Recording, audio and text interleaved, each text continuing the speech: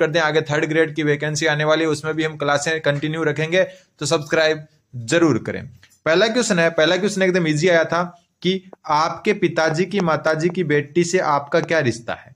तो इसको खुद पर सोचो, आपके पिताजी की माताजी यानी कि आपकी क्या हो गई, दादी हो गई, ठीक है, और दादी की बेटी आपके क्या लगेगी, तो दादी की बेटी आपके लगेगी बुआ। तो उत्तर क्या हो जाएगा आपका, ऑप्शन नंबर 3 बुआ, ठीक है। तो आपके पिताजी की माताजी की बेटी जो है आपकी क्या लगेगी, बुआ लगेगी। अगला क्वेश्चन है, एक मिनट, निम्न में से कौन सा त्योहार चैत्र मास की शुक्ल पक्ष की 13 को मनाया जाता है। निम्नलिखित में से कौन सा त्योहार चैत्र मास की शुक्ल पक्ष की 13 को मनाया जाता है। तो देखो, गुरु नानक जयंती जो आपकी मनाई जाती है वो मनाई जाती है कार्तिक पूर्णिमा को। कब है, कार्तिक पूर्णिमा को, ठीक है। दीपावली जो मनाई जाती है आपकी वो कार्तिक अमावस्या को मनाई जाती है। कब, कार्तिक अमावस्या को। गणगौर जो आपकी मनाई जाती है वो चैत्र शुक्ल तृतीया यानी हम कह सकते हैं जो 3 तृतीया को मनाया जाता है। अब बात आई चैत्र मास की शुक्ल पक्ष की 13 को, तो उत्तर हो जाएगा महावीर जयंती। महावीर जयंती जो है चैत्र मास की शुक्ल पक्ष की 13 को मनाई जाती है, जबकि चैत्र मास की शुक्ल पक्ष की तृतीया को क्या मनाई जाती है, गणगौर। अगला क्वेश्चन, नमामि गंगे अभियान की अवधि कितने वर्ष है। तो सबसे पहले हम बात करें नमामि गंगे अभियान जो है वो कब चला गया, तो ये चला गया आपका जून 2014 में, जब नरेंद्र मोदी प्रधानमंत्री बने थे तब, ठीक है। जून 2014 में नमामि गंगे जो है अभियान चलाया गया, जो क्या है आपका गंगा को जो है स्वच्छ बनाने का अभियान था, ठीक है। क्या करने का, गंगा को स्वच्छ बनाने का, गंगा नदी को स्वच्छ बनाने का अभियान। अब इसकी अवधि कितनी थी, तो इसकी अवधि थी आपकी 18 वर्ष। ध्यान रखना, जो नमामि गंगे अभियान है इसकी अवधि जो है आपके 18 वर्ष थी, यानी कि ये लगभग जो है आपका कब होगा, 2032 में पूरा होगा। अगला क्वेश्चन है, मरु महोत्सव डेस माह में और डेस जिले में मनाया जाता है। यानी कि मरु महोत्सव आपका कौन से माह में और कौन से जिले में मनाया जाता है। तो देखो, एक आपका होता है थार महोत्सव, क्या होता है, थार महोत्सव, ठीक है। एक आपका क्या है, मरु महोत्सव, मरु महोत्सव। दोनों नाम एक जैसे हो सकते हैं, थार मरु, लेकिन ध्यान रखना थार महोत्सव मनाया जाता है आपका बाड़मेर में। कहां पर, बाड़मेर में। जबकि मरु महोत्सव आपका मनाया जाता है जैसलमेर में। कब, जैसलमेर में। और ये आपका जनवरी में मनाया जाता है और ये आपका फरवरी में मनाया जाता है। कब, फरवरी में। तो मरु महोत्सव पूछा तो ध्यान रखना, मरु महोत्सव जो है आपका जो है जैसलमेर फरवरी, यानी फरवरी जैसलमेर। उत्तर हो जाएगा आपका ऑप्शन नंबर 3 फरवरी महीने में और जैसलमेर जिले में मनाया जाता है। अगला क्वेश्चन, ये क्वेश्चन थोड़ा सा जो है सही से टाइप नहीं हुआ, मैं बता देता हूं क्या था। जो है बार बार में ये देखो ऐसे था, ये ऐसे और अंदर निशान था ऐसे। ये जो है चिन्ह यातायात संकेत है जो, ठीक है, वो किसको अंकित करता है या इंगित करता है। तो मैं आपको देखो ये क्रॉस वाला जो है बहुत सारे बोल रहे थे कि जो है ये क्या है, किसी को जो है प्रवेश निषेध का, लेकिन जो क्रॉस का निशान भले ही हो, क्रॉस का निशान है, लेकिन ये चौराहा को जो है क्या करता है, रिप्रेजेंट करता है, इंगित करता है। तो इस प्रकार का निशान आ जाता है ना, ऐसे करा हुआ और अंदर जो है आपका क्या है, अंदर ऐसे क्रॉस का निशान। तो ये आपका चौराहे को क्या करता है, इंगित करता है। अगला क्वेश्चन है, लकड़ी की मूर्तियों के लिए प्रसिद्ध है। तो लकड़ी की मूर्तियों के लिए कौन सा गांव प्रसिद्ध है, तो ये आपका जेठाना, ठीक है। ध्यान रखना, लकड़ी की मूर्तियों के लिए जेठाना क्या है, प्रसिद्ध है। नोट कर सकते हो आप कि लकड़ी की मूर्तियों के लिए कौन सा गांव प्रसिद्ध है, तो जेठाना गांव प्रसिद्ध है। फिर है, निम्नलिखित में से कौन सा असुमेलित है। नीचे सीमेंट और उसके कारखाने और उसके जो है जगह दी हुई है कि कौन सी जगह पर है। तो निम्नलिखित में से कौन सा जो है आपका असुमेलित है। सबसे पहले बिरला सीमेंट वर्क्स जो है ये आपका चित्तौड़गढ़ में है, बिल्कुल नोट कर ले। दूसरा जेके व्हाइट सीमेंट नागौर में है, बिल्कुल। मंगलम सीमेंट निम्बाहेड़ा में नहीं है, यही इसका सही उत्तर हो जाएगा। मंगलम सीमेंट है आपकी कहां पर, कोटा में। कहां पर, कोटा में। तो उत्तर क्या हो जाएगा, ऑप्शन नंबर 3, क्योंकि असुमेलित बताना था। और श्री सीमेंट आपकी कहां पर है, ब्यावर में, ठीक है। तो मंगलम कोटा में, तो ये क्या हो गया आपका गलत जो है सही उत्तर हो गया, क्योंकि असुमेलित आपको छांटना था। फिर निम्न में से किस संचार के साधन के माध्यम से हम देखकर व सुनकर सूचनाएं प्राप्त कर सकते हैं। एक प्रकार से दृश्य सर्वे जो है सामग्री कौन सी है इनमें से, दृश्य सर्वे। तो निम्न में से किस संचार के साधन के माध्यम से हम देखकर व सुनकर सूचना प्राप्त कर सकते हैं, तो वो है आपका टीवी, ठीक है, देखकर व सुनकर हम जो है टीवी से क्या है सूचना प्राप्त कर सकते हैं। तो टीवी जो है आपका वो क्या है, सर्वदर्शी प्रकार की सामग्री है जिसमें हम देखकर सुनकर दोनों प्रकार से सूचनाएं ग्रहण कर सकते हैं। फिर ये एक अजीब सा नाम है, मुंडूम नेरियाथुम। नाम देखो, मुंडूम नेरियाथुम। ये किस राज्य की पोशाक है? तो आपको पता है ये पोशाक है आपके सिलेबस में। तो मुंडूम नेरियाथुम है जो आपकी कौन से राज्य की पोशाक है ये पूछा है, तो इसका उत्तर हो जाएगा केरल राज्य की। ठीक है, नाम से पता चला कि केरल या महाराष्ट्र की हो सकती है, इन दो का तो चांस ही नहीं बनता, तो उत्तर ध्यान रखना केरल की है। अगला क्वेश्चन है, विश्व पोलियो दिवस कब मनाया जाता है? और मैं आपको बता दूं लेवल 1 में लगभग जो है आपके जो है 2 से 3 क्वेश्चन जो ये डेट वाले आते हैं। जब 2021 में जो रीट हुई थी ना, जब पात्रता नहीं थी, डायरेक्ट पेपर होता था, पहला पेपर पात्रता को ही जो है सिलेक्शन का जरिया मानते थे। उस टाइम बीएड वालों ने क्या था, फर्स्ट लेवल दिया था। उस टाइम मैंने भी दिया था फर्स्ट लेवल। तो उस टाइम जो है 3 क्वेश्चन आए थे अपने, 3 क्वेश्चन जो है वो रद्द हो गया था बाद में। हालांकि लेवल 1 रद्द नहीं की, लेवल 2 रद्द कर दी थी। ठीक है, तो जो है विश्व पोलियो दिवस जो है आपका जो है 24 अक्टूबर को मनाया जाता है। उस टाइम भी जो है 2 से 3 क्वेश्चन आपके क्या आए थे, डेट वाले आए थे। तो डेट वाले जो है अच्छे से पढ़ कर जाना। विश्व पोलियो दिवस मनाया जाता है आपका 24 अक्टूबर को।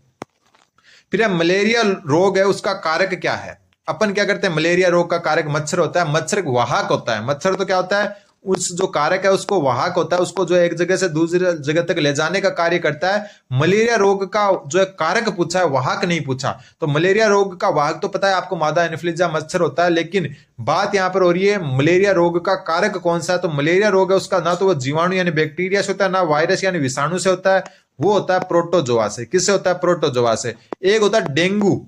ठीक है, डेंगू रोग, डेंगू को भी हम क्या समझ लेते हैं, मलेरिया समझ लेते हैं। डेंगू भी मच्छर से होता है, फैलता है, लेकिन मच्छर क्या है, इसका वाहक है। किसका वाहक है?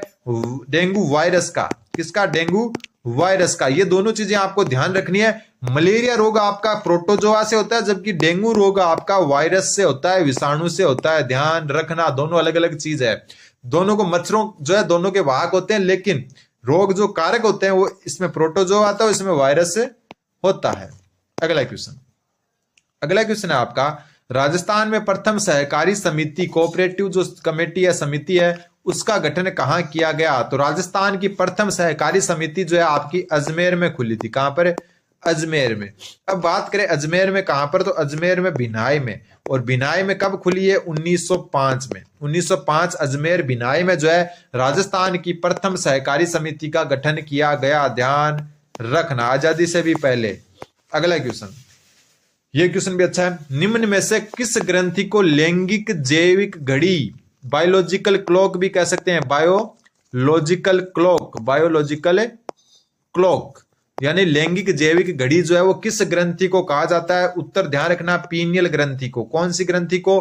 पीनियल ग्रंथि को। ये जो आपका रीट प्री जो लेवल 1 है पात्रता परीक्षा, उसके लिए final test 1 full syllabus test जो है कलाम द्वारा आयोजित हुआ था, वो है ये। ठीक है, अब अगला क्वेश्चन है, अभी जो है प्री रीट भी होना है कलाम का, 16 तारीख को शायद, है ना? तो उसके लिए रजिस्ट्रेशन कर ले आप, ताकि आपको जो थोड़ा सा नॉलेज हो जाए आपकी तैयारी किस स्तर की है। फिर अब भगिनी निवेदिता को निवेदिता नाम दिया, किसने दिया? तो भगिनी निवेदिता कौन थी? ये एक आयरिश महिला थी। कौन थी? आयरिश महिला। आयरिश महिला का मतलब हो गया आयरलैंड की थी। कहां की थी? आयरलैंड की, यानी कि ब्रिटिश थे उनके साथ आई हुई थी। और इन्होंने जो है भारतीय स्वतंत्रता आंदोलन में जो है अच्छा भूमिका निभाई। भारतीय स्वतंत्रता आंदोलन में अच्छी भूमिका जो है इन्होंने निभाई। और महिला शिक्षा को बढ़ावा दिया। किसको? महिला शिक्षा को बढ़ावा दिया। अब बात यह है कि जो भगिनी निवेदिता है उनको निवेदिता नाम किसने दिया? तो ये नाम आपका दिया स्वामी विवेकानंद ने। किसने? स्वामी विवेकानंद। अगला क्वेश्चन है, राजाशाही लहरिया जिसमें चमकदार गुलाबी रंग की आड़ी रेखाएं बनती थी, किस स्थान पर रंगा जाता था? राजाशाही लहरिया कहां का प्रसिद्ध है, ये पूछा गया। राजाशाही लहरिया होता है ना, जैसे ये ओढ़नी प्रकार का होता है, जिस पर इस हिसाब से जो है आड़ी रेखाएं होती है, लहरिया, लहरें बनी होती है ऐसे। ठीक है, तो राजाशाही लहरिया जो है आपका कहां का प्रसिद्ध था? तो राजाशाही लहरिया आपका जयपुर का। कहां का? जयपुर का। अगला क्वेश्चन है, सुंदर बेल बुंटों वाली वसलियों का निर्माण किस चित्रशैली की निजी विशेषता है? सुंदर बेल बुंटों वाली वसलियों का निर्माण किस चित्रशैली की निजी विशेषता है? बात करें वसलियां क्या होती है, तो ये होता है एक प्रकार का कागज। क्या होता है? कागज। तो कुल मिला के कागज पर सुंदर बेल बुंटे वाली जो है मतलब शैलियां, सॉरी, सुंदर बेल बुंटे वाली जो चित्रशैली है वो किस चित्रशैली की जो है निजी विशेषता है? ध्यान रखना, इसका उत्तर जो होगा आपका अलवर चित्रशैली। कौन सी चित्रशैली? अलवर। तो सुंदर बेलबुंटों पर या फिर जो सुंदर बेलबुंटों वाली कागज जैसा जो एक आकृति का निर्माण होता था जिसको वसलियां कहते हैं, तो सुंदर बेलबुंटों वाली वसलियां जो है आपकी कौन सी? अलवर शैली की मुख्य विशेषता है। अगला क्वेश्चन, गढ़बीठली दुर्ग कहां स्थित है? बहुत इजी क्वेश्चन है। गढ़बीठली दुर्ग जो है आपका तारागढ़ दुर्ग है, और तारागढ़ दुर्ग जो है राजस्थान में दो है, जिसमें से एक बूंदी में है और दूसरा आपका अजमेर में है। लेकिन जो गढ़बीठली दुर्ग है वो किसका नाम है? अजमेर वाले का नाम। तो उत्तर क्या हो जाएगा आपका? Option number 3 Ajmer. एक बूंदी में भी है लेकिन उसको गढ़बीठली नहीं कहते, तारागढ़ ही नाम है उसका, लेकिन अजमेर वाला तारागढ़ को गढ़बीठली कहते हैं। अगला क्वेश्चन, सॉरी, अगला क्वेश्चन है, अलास्का के माउंट मैकिनले पर को फतेह करने वाली पहली भारतीय महिला। अच्छा और इंपॉर्टेंट क्वेश्चन है। अलास्का में जो है, अलास्का जो है माउंट जो है, सॉरी, अलास्का जो है यूएसए का पार्ट है, कनाडा के पास है ये, USA United state of America का एक भाग है। तो अलास्का के माउंट मैकिनले को फतेह करने वाली पहली भारतीय महिला कौन थी? तो अलास्का की चोटी को फतेह करने वाली जो सबसे ऊंची चोटी अलास्का की माउंट मैकिनले, उसको जो है प्रेमलता अग्रवाल जो है प्रथम भारतीय महिला थी फतेह करने वाली। उत्तर हो जाएगा ऑप्शन नंबर 4। अगला क्वेश्चन, प्रभात तारा है या हम कह सकते हैं भोर का तारा। किसका? भोर का तारा, यानी सुबह सुबह कौन सा जो है ग्रह दिखाई देता है? या प्रभात का तारा किस ग्रह को कहा जाता है, या भोर का जो है तारा किस ग्रह को कहा जाता है? उत्तर हो जाएगा आपका शुक्र ग्रह। ठीक है, शुक्र ग्रह को जो है प्रभात का तारा कहा जाता है। अगला क्वेश्चन है, खरीफ की फसल की बुआई व कटाई के संदर्भ में सही विकल्प का चयन करना है। तो खरीफ की फसल जो है मानसूनी फसल है, आपको पता है ग्रीष्म काल में जो है बोई जाती है, मानसूनी फसल है। बुआई जो इसकी होती है वो होती है लगभग जुलाई में। कब होती है? जुलाई में। और काटी कब जाती है? कटाई आपको पता ही है दीपावली के आसपास होती है, यानी कि अक्टूबर नवंबर में होती है। कब? अक्टूबर नवंबर के आसपास। तो इसका जो उत्तर हो जाएगा, देखो, जुलाई में बुआई होती है और अक्टूबर नवंबर में कटाई होती है। तो ऑप्शन नंबर 3 इसका सही उत्तर हो जाएगा। अगला क्वेश्चन, सूची 1 को सूची 2 से सुमेलित करना है। सीता माता अभ्यारण्य, सीता माता अभ्यारण्य जो है ये कहां पर है? आपका प्रतापगढ़ में। कहां पर है? प्रतापगढ़ में। ठीक है, और ये किसके लिए प्रसिद्ध है? उड़न गिलहरी के लिए। तो इससे क्या जुड़ गया? ये जुड़ गया। कलर चेंज कर लेते हैं। फिर आपका राष्ट्रीय मरु उद्यान जो कहां पर है? आपका जैसलमेर और बाड़मेर दोनों में मिक्स रूप से कुछ एरिया जैसलमेर में, वैसे मुख्यतः जैसलमेर में और बाड़मेर में भी इसका जो है कुछ हिस्सा है। और इसके जो है यहाँ के क्या प्रसिद्ध है? तो यहाँ के गोडावण, यहाँ जो सेवण घास पाई जाती है उसमें गोडावण की जो है ये जन्मस्थली कहलाती है। ठीक है, फिर जो अगला आता है आपका, और कलर चेंज कर लेते हैं, फुलवारी की नाल, ये कहां पर है? आपका उदयपुर में। कहां पर है? उदयपुर में। और ये किसके लिए प्रसिद्ध है? चित्तल के लिए। किसके लिए? चित्तल के लिए। ठीक है, और कलर चेंज कर लेते हैं। फिर बात करते हैं रणथंभौर अभ्यारण्य जो सवाई माधोपुर में है, और ये आपको पता है ये बाघों के लिए प्रसिद्ध है। ठीक है, ये कहां पर है? आपका सवाई माधोपुर। तो ये जो है आपको जो है पता होना चाहिए। तो ध्यान रखना, सीता माता अभ्यारण्य प्रतापगढ़ में उड़न गिलहरी के लिए, राष्ट्रीय मरु उद्यान जो है जैसलमेर बाड़मेर में गोडाउन के लिए, फुलवारी की नाल उदयपुर में चित्तल के लिए, रणथंभौर सवाई माधोपुर में बाघों के लिए प्रसिद्ध है। अगला क्वेश्चन, हाथों से काते और बुने कपड़े क्या कहलाते हैं? हाथों से काते और बुने कपड़े क्या कहलाते हैं? तो ये कहलाते हैं आपके खादी वस्त्र। क्या कहलाते हैं? खादी वस्त्र। खादी वस्त्र हाथों से काते और बुने जाते हैं। अगला क्वेश्चन, जयपुर शहर को किस वास्तुविद के निर्देशन में बनाया गया? या हम कह सकते हैं जयपुर शहर का वास्तुकार कौन था? तो विद्याधर भट्टाचार्य। पूरा नाम इसका था विद्याधर, जो है, एक मिनट से लिख देता हूं, विद्याधर भट्टाचार्य। ठीक है, और जयपुर का जो है कब जो है निर्माण कंप्लीट हुआ? 1727 में। और जो है राजा कौन था उस समय? सवाई जय सिंह। कौन? सवाई जय सिंह। उन्हीं के नाम पर जो है इसका जयपुर नाम पड़ा था। ठीक है, तो विद्याधर भट्टाचार्य जो है जयपुर शहर के वास्तुकार थे। अगला क्वेश्चन, राजस्थान में कौन से लोक देवता के यश गान स्वरूप पवाड़े गाए जाते हैं, या फिर हम कह सकते हैं पावड़े गाए जाते हैं। ठीक है, यहाँ पवाड़े लिखा हुआ है, पावड़े भी कह सकते हैं। तो पावड़े जो है कौन से लोक देवता के यशोगान के लिए गाए जाते हैं, तो पाबू जी के पावड़े होते हैं। ध्यान रखना, किसके? पाबू जी के। गोगा जी आपको पता है, ये जहार पीर चूरू जिले के ददरेवा गांव में जन्म हुआ था। तेजाजी खरनाल जो है, खरनाल कहां पर है? नागौर में इनका जन्म हुआ था। ठीक है। रामदेव जी उंडू काश्मीर बाड़मेर में इनका जन्म हुआ था। पोखरण के पास जो है आपका रामदेवरा जो है, वहां पर इनकी समाधि थी। ठीक है, ध्यान रखना। ठीक है, पाबू जी पावड़े गाए जाते हैं। अगला क्वेश्चन, खड़ीन क्या है? खड़ीन जो है वो क्या है?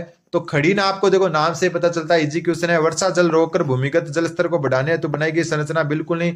रूफ टॉप जल संचयन भी नहीं है, इनमें से कोई भी नहीं, ये भी नहीं उत्तर होगा। उत्तर होगा ऑप्शन नंबर 2, पश्चिमी राजस्थान जो रेगिस्तानी राजस्थान है उसमें कृषि के लिए जल संरक्षण हेतु बनाई गई संरचना को क्या कहते हैं? खड़ीन कहते हैं। ऑप्शन नंबर 2, पश्चिमी राजस्थान में कृषि के लिए जल संरक्षण की बनाई गई संरचना। अगला क्वेश्चन है, SIT के बारे में असत्य कथन बताओ। SIT साइट क्या इसकी फुल फॉर्म? इसकी फुल फॉर्म है सैटेलाइट इंस्ट्रक्शनल टेलीविजन एक्सपेरिमेंट। ठीक है, दूरदर्शन का जो है प्रोग्राम स्टार्ट करने के लिए इसको जो लॉन्च किया गया था SIT, जिसकी फुल फॉर्म है सैटेलाइट इंस्ट्रक्शनल टेलीविजन एक्सपेरिमेंट। और जो है इसको असत्य बताना, तो ये बात तो बिल्कुल सही है, इसे 1965 में लॉन्च किया गया, गलत है। और यही इसका उत्तर हो जाएगा, क्योंकि असत्य बताना था, इसको 1975 में लॉन्च किया गया। यह भारत का प्रयोगात्मक उपग्रह संचार कार्यक्रम था, बिल्कुल। इसका निर्माण नासा व इसरो द्वारा संयुक्त रूप से किया गया था, तो बिल्कुल सही बात है, लेकिन इसको लॉन्च किया गया था 1975 में। अगला क्वेश्चन है, निम्न में से बाल केंद्रित शिक्षण विधि कौन सी नहीं है? ठीक है, मोंटेसरी विधि बिल्कुल बाल केंद्रित है। किंडरगार्टन विधि बिल्कुल जो है क्या है?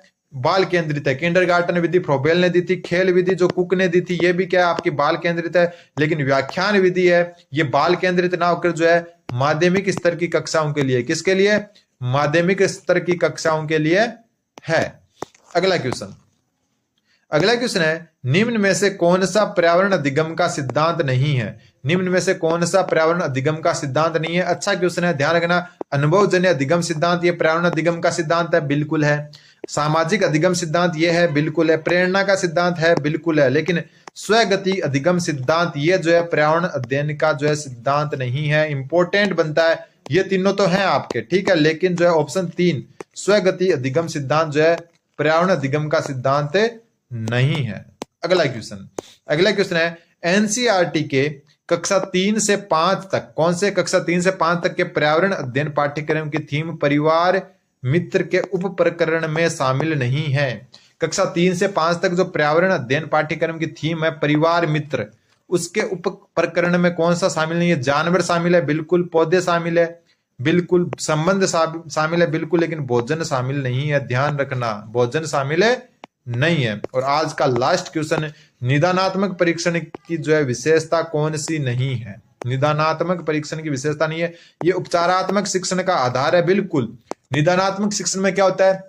अधिगम कठिनाई के कारण का पता लगाया जाता है, जबकि उपचारात्मक शिक्षण में उनका क्या किया जाता है? उन कारणों का उपचार किया जाता है। ये एक गुणात्मक परीक्षण है, बिल्कुल। गुणों का ही क्या करता है? परीक्षण करता है। इसका उपयोग श्रेणी निर्धारण में किया जाता है, बिल्कुल गलत। और ये इसका उत्तर हो जाएगा, क्योंकि नहीं पूछा था। श्रेणी निर्धारण मतलब फर्स्ट डिवीजन कौन है, सेकंड डिवीजन कौन है, ये जो है इसका प्रयोग नहीं है। सिर्फ अधिगम कठिनाइयों का पता लगाना है, ठीक है। ये इसके अधिगम कठिनाइयों के कारणों का पता लगाया जाता है, बिल्कुल। इसमें जो अधिगम कठिनाइयों के कारणों का पता लगाया जाता है। तो उम्मीद है आपको समझ में होगा। ये अपने 30 क्वेश्चन ईवीएस के जो है कलाम जो है टेस्ट में आए हुए थे, फाइनल टेस्ट में। उम्मीद है आपको समझ में आ गया। चैनल को सब्सक्राइब करें। धन्यवाद। बने रहें जीवा।